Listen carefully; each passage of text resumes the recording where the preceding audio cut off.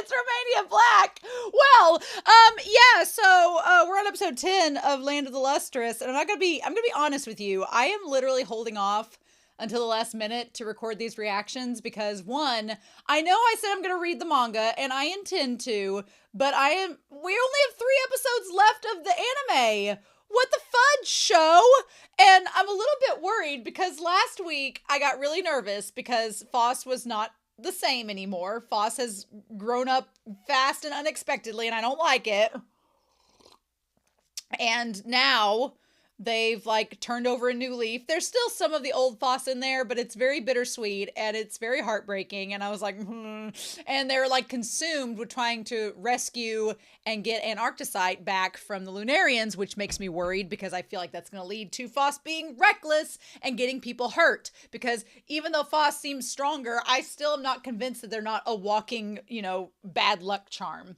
Meanwhile, at least, even though they temporarily forgot Cinnabar, they did manage to remember them, and things seem to be okay between them. But I'm like, Cinnabar is clearly like, I don't know what to think about you, and Foss is like, I'm still working to find you purpose. And my biggest fear with us having 3 episodes left is that, one, they could leave us on a cliffhanger, which is fine because I'm going to look at the manga, or they're going to give us some kind of like rushed ending to the anime that is kind of like, I watched a series years ago called Number 6, and you should watch that series. It's really good, but I will do some Number 6 spoilers up here for y'all.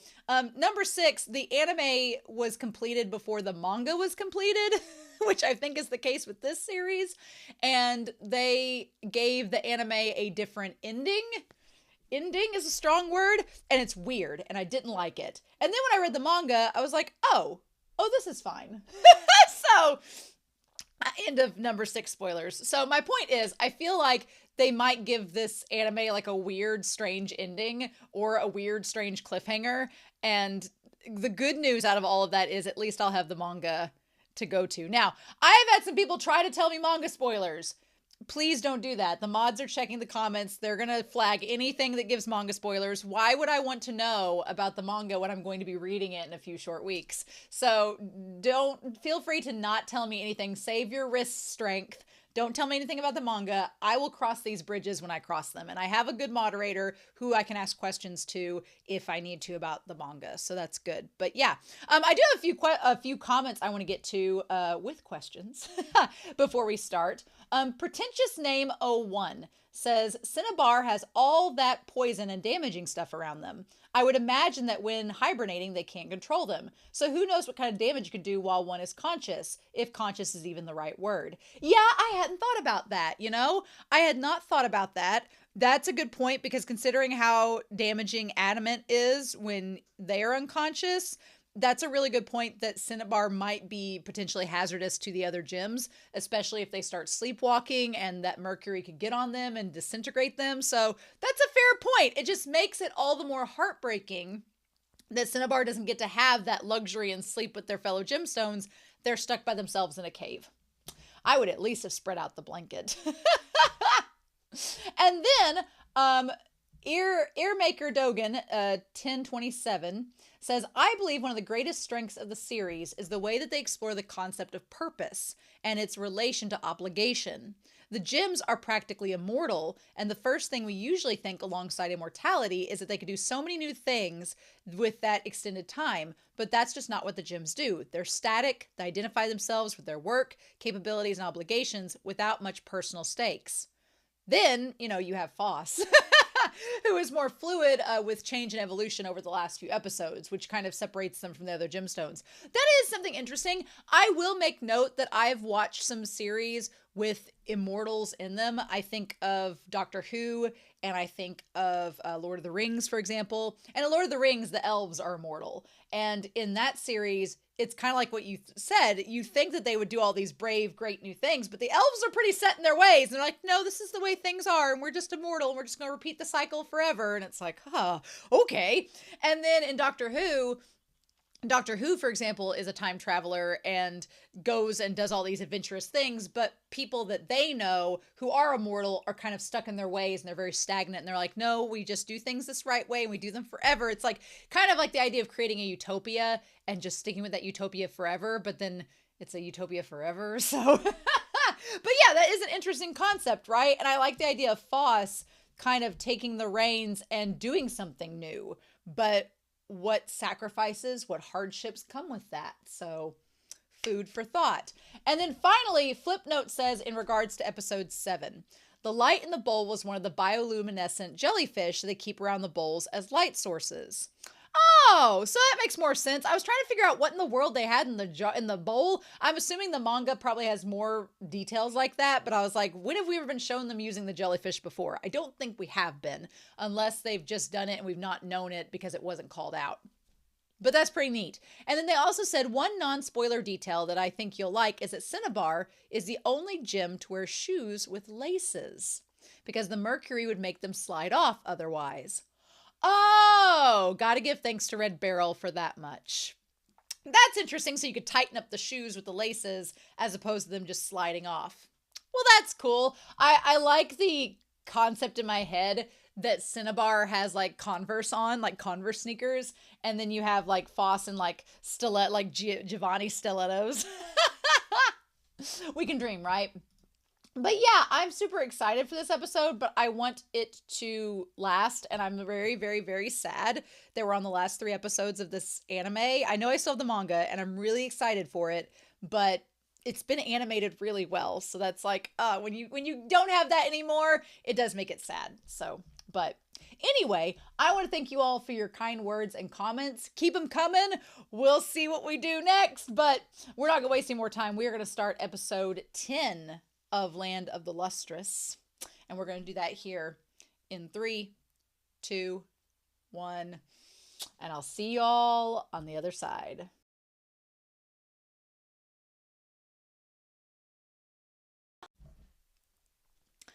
What the fudge show? Mm-mm. Mm-mm. Mm-mm. Nope. Nope. Right at the end there, when Daya was on the ground in the shattered husk of themselves, stripped down, and we'll talk about it, talking to Bortz, I was like, no, this is ending too cleanly. Like for them to cut the whatever it is, it's based off something Hindu, it's got a squirrel in there, and it's got some Neon Genesis elements. It's based off a lot of things. Oh. But when it like evaporated after Daya cut it, I was like, this seems too good to be true, right? It seems too good to be true because we know in the past, Lunarians, when they just disappear, if they're abnormal like that, they don't just disappear. So I'm like, what? I'm spinning everywhere. So yeah, and now it's like freaking Hydra from Hercules, and now there's 2 of them. So awesome. I'm like, don't grab Daya and Bortz and run. Don't do that. Nope, I'm afraid that's what's gonna happen. They're gonna go and grab Daya and Bortz. But the thing of it is, they don't have like a clamshell, and they didn't come with any of the other helpers to help gather up the gemstones. So what the fudge? We need to talk about this episode, but I was not prepared for this type of Lunarian to just do a Jurassic Park. There were so many Jurassic Park references in this entire episode, from the little jar shaking to, it was like the kitchen scene with the Velociraptors, except it was Daya instead of the little boy. And I was like, no, I was waiting for a soup ladle to fall and the Lunarian being like, I was terrifying. Nope.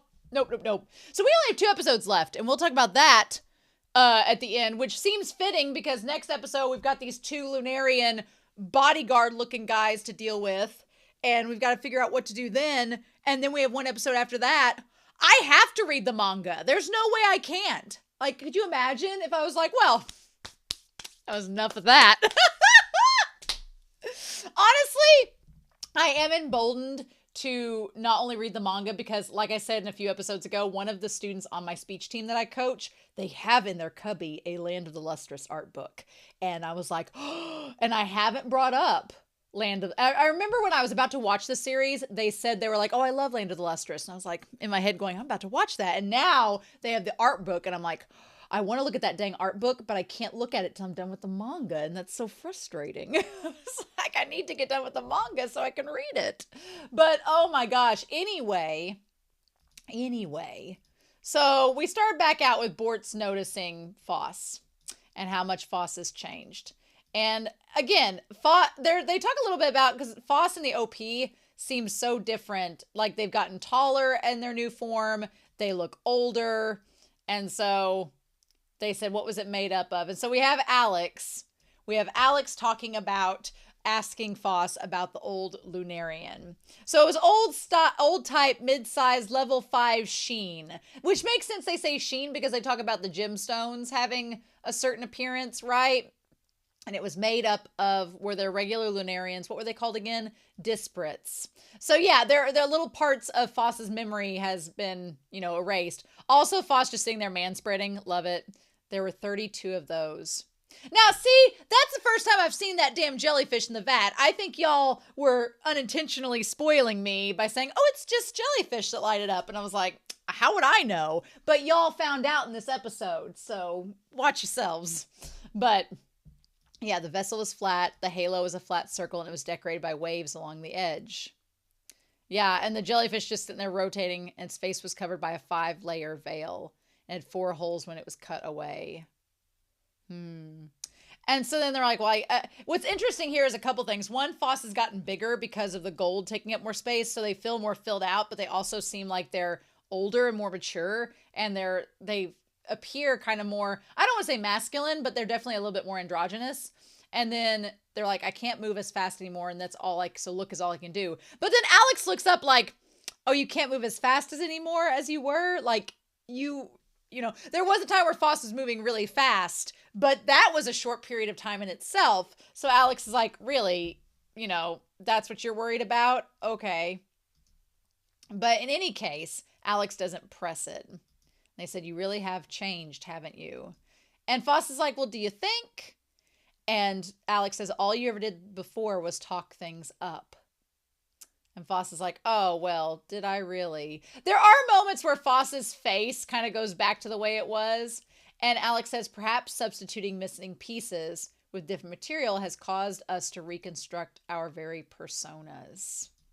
That part's really interesting to me because I think it's true, but not on a level that we think of. Like, for example, Foss, they replaced their legs with the agate because they had lost to the Lunarian back with Very and the brother.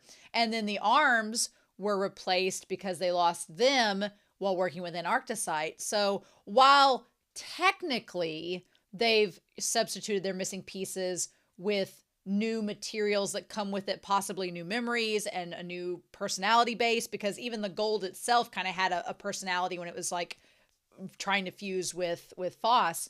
And the same level, it's also kind of metaphorical because it's literally referring to the fact, it's metaphorically referring to the fact that Foss has replaced these pieces of themselves because they've lost them due to their experiences. So yeah, as stuff happens to you, you adjust and adapt, and you do change. Like if you lose someone in your life that you love, that changes you. If you get involved in an accident, that changes you. If something happens to you that scares you or traumatizes you, that trauma, that grief, it changes you on a fundamental level. And so what we're seeing is, yeah, Foss is still Foss right now, thankfully, but because they've experienced this trauma and they've experienced this grief, it has fundamentally reconstructed their persona.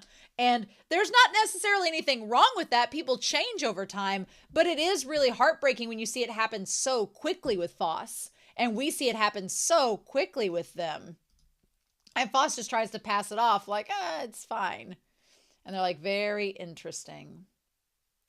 But that's when Foss thinks Antarcticite was far kinder than I am. Which is sad because I don't think that's necessarily true. I feel like Foss was just as kind and reliable as Antarcticite was. I hate that they keep focusing so much back on them. So then Alex shows the picture of Lunarian, and Foss is like, yep, that's pretty much it. And they're like, okay, cool. So then they leave. And then in comes Jade, and Jade asks, do you really not sleep? And Foss is like, well, no, but I'll doze off here and there. I hate that Foss doesn't sleep. I want them to sleep, but then they don't want to have night terrors. And so Jade's like, well, since you're doing really good at this, can you fill into some positions tomorrow at least until Adamant wakes up. And they're like, fine. So then Rutile shows up and it's like, everybody's just come to see Foss. And Rutile's like, if you let me check out them arms, the idea of taking some of that malleable alloy of gold and platinum together, we could use that to fuse together body parts if need be. And, she checks out Foss's body. And then I love when Foss says, you're next. And Bortz is like, don't get cocky. That moment when Bortz looks down at Foss reminds me so much of Hua Chong from Heaven Official's Blessing. Like, so much like them. It's kind of insane. I'm like, yes, I freaking love Bortz's design. But Bortz is like, look, just don't get cocky because you have a new body and you're stronger. And that's when Bort says, you need to be my partner. And Bortz is like, you need to team up with me. And then, so here's the thing. We have to ask ourselves, why did Bortz want to team up with Foss? Especially because they've always teamed up with Diamond. And there's a couple reasons that could be. One of the reasons could be because Bort sees a lot of themselves in Foss. And it may be one of those things where someone taught Bortz in the past, like a gemstone that was taken away. Like maybe it was Sapphire or someone other ones taught them, or Pink Diamond or something taught them. And they're like, when you defeated the vessel, you stood disappointed when Anarch's fragments weren't there, right? Like they've experienced the same thing or watched others experience the same thing. And so then Bort says, well, if you keep that up one day, you'll be the one shot to pieces. Bort's like, you are getting ahead of yourself and you're going to be reckless. And I think Bort realizes that Foss can do a lot of good, but they're still Foss. They're still Foss and they can still be reckless. And Bort's like, don't get, in your head that you're so great. Pair with me and I can cover your weaknesses and we can create newer, more efficient methods. And Foss is like, well, everybody I've teamed up with has died. So I don't know if I want to do that or has been taken. So I don't know if I want to do that. And then Bort says, that's not all. You wield your sword too aimlessly. The swing needs to be light and easy and the weight will make the cut. Then you pull back swiftly and carefully. If you split the vessel vertically, otherwise it takes too much time to determine its type. And you'll be unable to take your next action. And then Foss is like, I'm trying to think here, so shut up a minute. Foss is still, I love that Foss hasn't completely changed. They're still like, I need to process what you're telling me, and you're not giving me enough time. And Bort's like, well, you're taking too long to think about it. And like, you take too long in deciding. And I love how much tall Foss has gotten. And when they stand up, they're like, you don't scare me anymore. I love that it looks like Foss is either the same height or a little bit taller than Bort's, which is crazy. And Bort's like, really? And Foss is like, just kidding, give me some time. But yeah, then they're like, what should we do? There's only one thing I can do. But what is Daya going to think? Should I team up with Bort? And two of them say yes. And they're like, even if it's temporary, I don't think it would go well. But I haven't even tried it yet, so can I really dissuade it? But we could find some new ways to get fragments back faster and make things easier. But how am I going to explain this to Daya? Because they know how much Bort means to Daya. Now, I don't know if Bort, I had been shipping Bort and Daya, but here's the thing, y'all. Here's the thing. I've been shipping Bort and Daya quite a bit, but when they said they were siblings, I was like, oh, well, then I can't ship them together. But then I realized they're friggin' genderless gemstones. I can ship them together. They're gemstones. They don't have blood relation. They ain't blood. So them just being siblings is because they're of the same type. That's all that means. I felt really bad for Daya, though. They're like, let's forget this whole conversation. And then I love that the moment they start drifting to sleep, that's when they start hallucinating and seeing Antarcticite. And they're like, oh, well, you would tell me if you were here that part of taking on difficulties is part of being brave. And the thing that sucks is that right as we don't get a response from Antarcticite, but right as it goes back to Foss, you hear Antarcticite cracking apart. Like, you know that any time Foss dreams of Antarcticite, they end up cracking into pieces and dying. And it's like we don't even have to see it anymore to know that it's happening. So then Foss is like, fine, I'll go confront Daya. And of course, I love Daya's little blue toenails. Then Foss says, so yeah, I'm going to team up with Bort. I like there's a crack that divides Daya and Foss in the pavement there. And you can tell how uncomfortable Foss is being like, so I might team up with your bestie. I hope that's okay. Is that fine? And Daya just kind of like stands kind of taken aback and falls over for a second. And then we see them under the cover there. And Foss is like, well, never mind. I'm going to go back. And they're like, it's fine. It makes sense. They look so beautiful there. Like Daya's so pretty. And Foss is just like I shouldn't have expected Bort to overlook the way that you shine now. Which goes back to the idea that Bort is attracted to strength. And Bort likes working with strong people. And what's really sad is that it kind of makes Daya feel more like, before Daya worried that they were holding Bort back and that Bort was so focused on protecting them that it was because they're so weak. And now it kind of just validates that fear that Daya had because Bort's moving on to working with Foss because they're strong. But obviously I think there's more to it than that. I think that a lot of it is Daya projecting their own insecurities onto the situation. And then we don't know exactly why Bort is working with Foss, but a lot of it has to do probably with Bort not wanting Foss to cause any more trouble. You know, Bort's like, well, that's great that you're strong and all, but are you going to make a mistake that's going to get somebody hurt? So it's basically these two Bakas needed to talk and they didn't talk. And now we're here. But I do love the relationship that Foss has with Daya. They've always had a really good relationship and they've of one of understanding. And Daya's like, it's fine. He can be rough around the edges, but do your best for me. And Foss is like, well, yeah, there's no way we're going to get along given how weird they are. And then Daya's like, don't talk about my little brother that way. You sit down right there. I love that no matter how cocky Foss can get amongst Borts and the others, Daya says, sit, and Foss sits. And says, listen, they can be a bit blunt and give off the wrong impression. But if you really knew them, then you know they're a nice person. And we don't get to hear the rest of it, but yeah.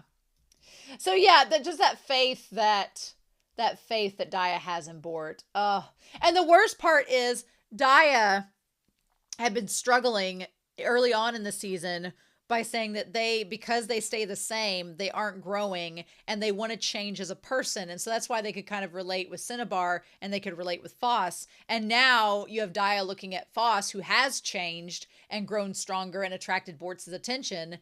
And Daya's like, I've not changed. Is that the problem? But I can't change, so what do we do? Anyway, so they go out together and they walk together. And I love Bort's hair being in the way. And then that one says partner, and Daya's picking all of the flowers. And I love that Bort immediately knows that Daya's watching them and that Bort knows that Daya's mad that they're taking Foss, but Bort's like, look, Foss could get us all killed, so I need to do something. I need to try to help make Foss stronger, or we could all die. So, you know. Now, Rutile says that they gave permission for Bort and Foss to work together until the Master wakes up because they need some extra manpower or some extra firepower, I guess. But the thing is, they're like, I'm sure Adamant will be fine once he wakes up. And I'm like, really? Will they? I don't know. Also noticing that the little platform that Adamant sits on looks eerily like the platform that the Lunarians show up on. Just saying. I'm just saying. What you hiding, Adamant? What you hiding from us? I feel like even if he's innocent, he's hiding something. But yeah, and then everybody feels bad for Daya. Because they're like, you know, we're sorry that this is happening. And then Daya's slowly putting the flowers into the pot, saying Bort is never wrong. And that because he's always knows what's best. But that's why I'm so frustrated. And then Daya says, I'm really getting sick of it. That Daya is so good as a character. I love them. I love how they do that cynicism and anger with a smile sort of situation. And for Daya to be like, I'm just tired of them doing things that are correct and the right thing. because it's getting in the way of my own desires and what I think. And it's like, ah. And you can't blame Dia for wanting to be a little bit selfish and for liking Bort as much as they do. But yeah, there's something about the way that Foss looks so stoic now with the hair that looks like Antarcticite. The way that they imitate Antarcticite a little bit, but they look so stoic in comparison now. It's unreal, the transformation they've, made. And so then Bort says, you shouldn't waste your excess stamina. And I love that they're like, is that how you see it? Is that how you see what I'm doing? They're like, I'm doing this for you, Dia despised me for this. And Foss is like, oh, well. And then, granted, while we're at it, and we see that there are, like, mind telling me how you feel about twin sunspots. So 2 sunspots, huh? That's not good. I thought when they formed this, like, giant disc, it looked like a bear trap. It looked like a steel trap that was going to do this, like a Venus flytrap. So whenever they stepped on it, I was really worried because I was like, is that thing going to go kook and then take you back to the moon? That's what I thought was going to happen. And I was like, I don't know how I feel about this. But no, that big-ass hand coming out of the hole? Nope. Nope, nope, nope. Not here for it. And then we have Bort's with the hardness of 10. I also thought that maybe the hand was a trap and it ended up being a trap. Also, are the nails made from obsidian? It looks like the nails are made from obsidian, which is kind of terrifying. But yeah, I was so worried that Bort was going to get killed. I was terrified that those veiny, nasty master hands coming out from there was going to grab Bort's. And then when it rips open the ozone, I'm like, nope, nope, nope, nope. Not here for it. Not here for it at all. Mm-mm. And then it coming out, I'm sure it's a play on a Hindu god or something related to Buddhism. But then it also looked like a squirrel too. And it had one of those big mind eyes. And then it's had all the 6 arms. I'm like, is this just a hybrid? What is happening? Like, and then it had all the different eyes. What the fudge? It was like a spider mixed with a squirrel mixed with a deity. I was like, what is happening? I did not know what was going to be happening. I also wanted to see possibly if there was like a, because I mean, Shiva has 4 or 6 arms and Mahakala has 6 arms, but it has a trident, an elephant skin. That's not going to work. I want to see if there's maybe something else with 6 arms. Yeah, Mahakala. What does it look like? I want to see a picture. Oh, kind of. Yeah, kind of a little bit. It has the eye on top of its head, just like this one. Yeah, a little bit. Okay. With possibly 6 arms. I could see that. I could see that a little bit. It says the god of time, creation, destruction, and power. It's pretty overarching there. Yep. Affiliated with Shiva. Abode is the cremation grounds. Has 3 eyes sitting on 5 corpses. And has a trident, a drum, a sword, and a hammer. Well, this one did not have any of those weapons necessarily, but was still terrifying. I don't know. This whole battle made me very freaked out, and I kept thinking that like things were not going to end well. So I was like, I don't like this thing has tusks. It has tusks. It has ears. It's just like this amalgamation of this creature. Like, why did we go from 1 to we went on a scale. We went from a 6 to a 20. What? Why? Why was there no in between marker? Like, what the fudge?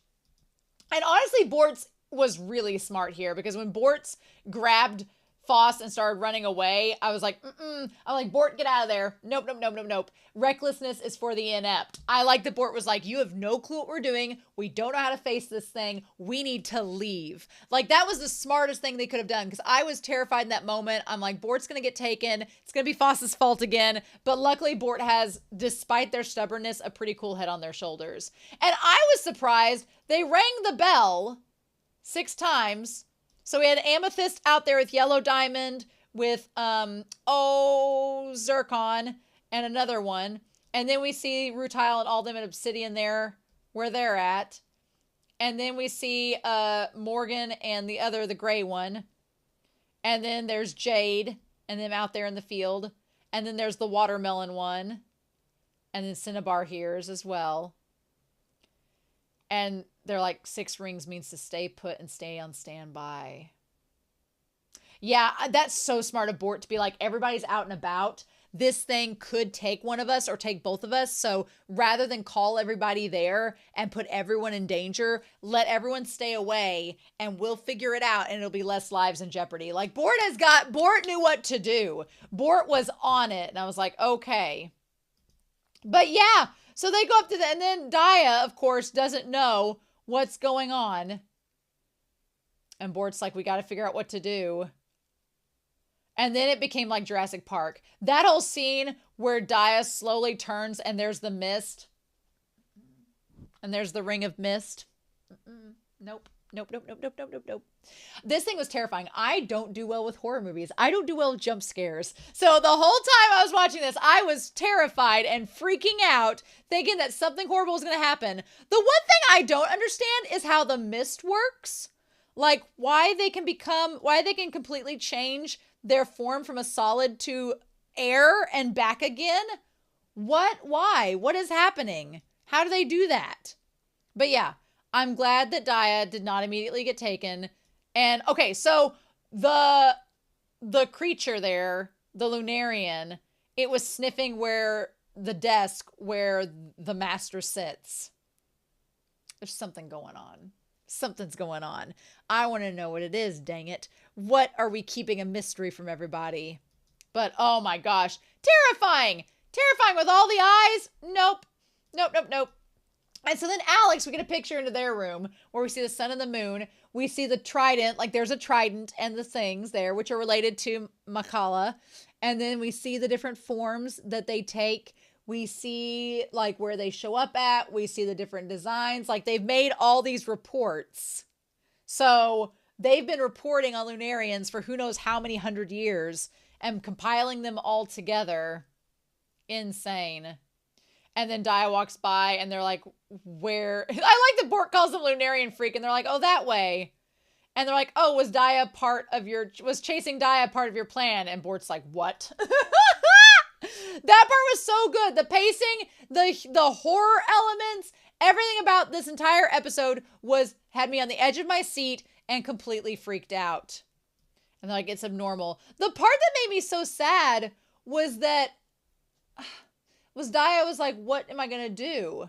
How am I going to fight this? And then Daya started getting sad, thinking of Bort walking away with Foss, being like, Foss and Bort are getting stronger and Daya feels left behind. And Daya feels like they're a burden, which is not true. It's that, the thing is you work in groups of 2, not groups of 3. They've established that. And then Daya's like, fine, I'll handle this myself. And I was like, don't handle this yourself. Handle any other situation yourself. But this one doesn't seem like the one to decide that you're going to rebel now. That doesn't seem like the smartest of moves. And then they said, maybe this was a bad idea. And I'm like, yes, it was a bad idea. Why would you think this was a good thing? Oh my gosh. But yeah. And then they ran against the wall and they fell and got their eye chopped off, their one eye. And then they kept going back and facing them and lost both of their their leg went off and then their arm. And them again crawling up the ropes to get it stuck in the window reminded me of Jurassic Park 2 when they were on the little fence trying to get over before it shocked them. That reminded me of that as well. But yeah, they lost their leg and then they lost their arm. And then they used their arm literally as a sword. Their arms literally as knives to cut up. Oh my gosh. And then of course Bort's like, what in the world? Yep. And then both their eyes got taken out. And Daya says, you're going to tell me I'm reckless, aren't I? I love the sunlight coming out and shining on Daya. And then Bort's like, And Daya says, I'm glad we split up. And at first I was like, oh, don't be sad that you split. I mean, don't be happy that you split up. Like, you two love each other. But then Daya says, as they look up and they see the reflection from afar, I see just how much you mean to me.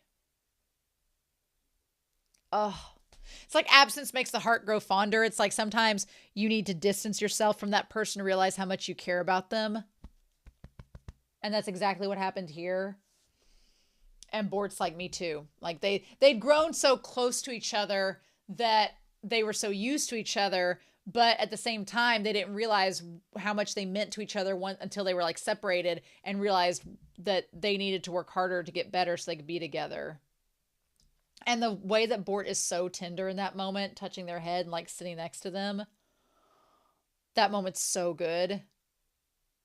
As they're sitting there without arms and legs and eyes, I'm like, we got to help Daya though. And then, of course, we can't have nice things because then Bort and them turn around and Bort's mad and looks over, and then what do we see? But there are two of them now. Now, the two of them, interestingly enough, each have, like, one has 3 arms, one has 4 arms, and then one of them has, like, a head that looks kind of like a bat with 4 eyes, and one has, like, 2 eyes and looks kind of like a cat and a bug mixed together. What is even happening? What is even happening? Nope. And Daya's like, you need to run away. Why do we only have 2 episodes left? Why? So the end card's beautiful. The end card is Daya with the plants, and their hair is very rainbow. I didn't know I was dressing for the occasion today. I'm glad I'm reading the manga after this because I know 2 episodes from now I'm going to want so much more with Land of the Lustrous. So I'm so glad that we're getting that at least. But oh my God, y'all. Insane.